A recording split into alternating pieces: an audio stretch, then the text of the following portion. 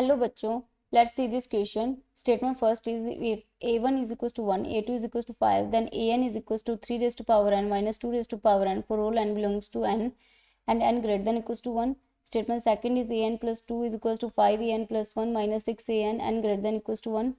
A statement first is true, statement second is true, statement second is the correct explanation for statement first. B statement first is true, statement second is true, statement second is not a correct explanation for statement first. Statement first is true, statement second is false, statement first is false, and statement second is true. So here our key concept is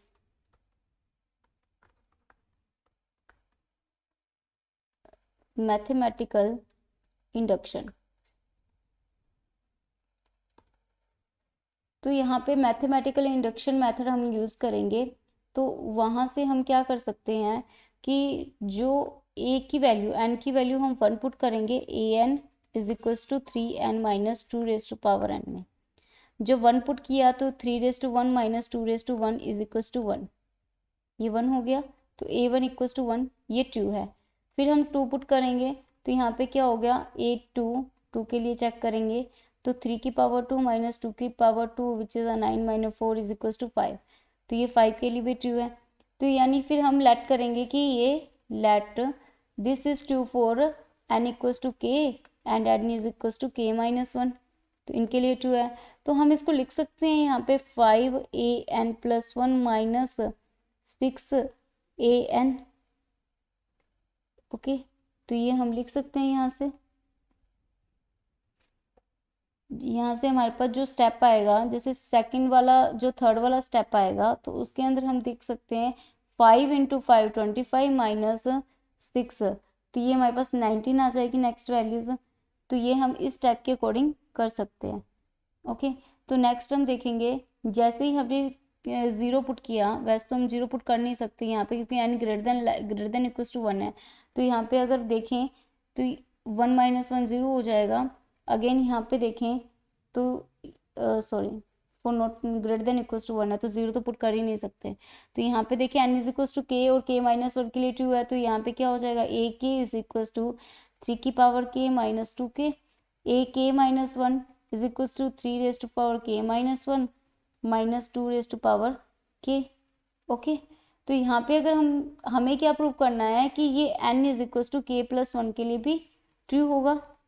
ठीक है, तो यहाँ पे हम a k plus 1 को हम लिख सकते हैं 5 into k a k 5 into a k minus 6 into a k minus 1. From statement second से हम लिख सकते हैं. ठीक है, क्योंकि हमारे पास सेकंड स्टेटमेंट क्या है, एक an प्लस 2 की टर्म्स को हम इस टाइप से लिख सकते हैं. तो यहाँ से अगर हमने इस टर्म्स को लिखा तो यहाँ पे 5 a k की जो टर्म्स थी वो है हमारे पास में 3k minus 2 raise to power k और 6 इंटू 3k माइनस 1 2k.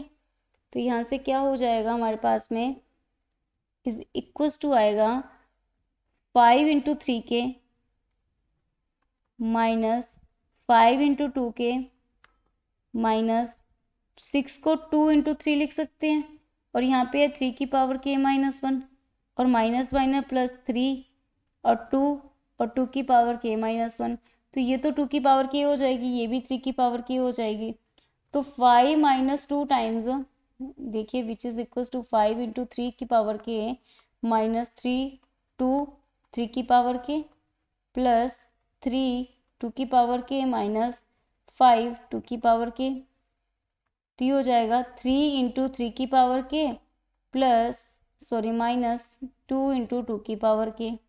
तो विच इज इक्वल्स टू 3 की पावर k प्लस 1 माइनस 2 की पावर k प्लस 1 और ये हमारे पास हो गया n प्लस 1 k प्लस 1.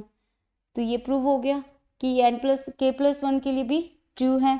तो ये हमारे पास में स्टेटमेंट फर्स्ट क्या हो जाएगा, ट्रू हो जाएगा. Statement second is also true, statement first is true, statement second is true and this is the correct explanation for statement first.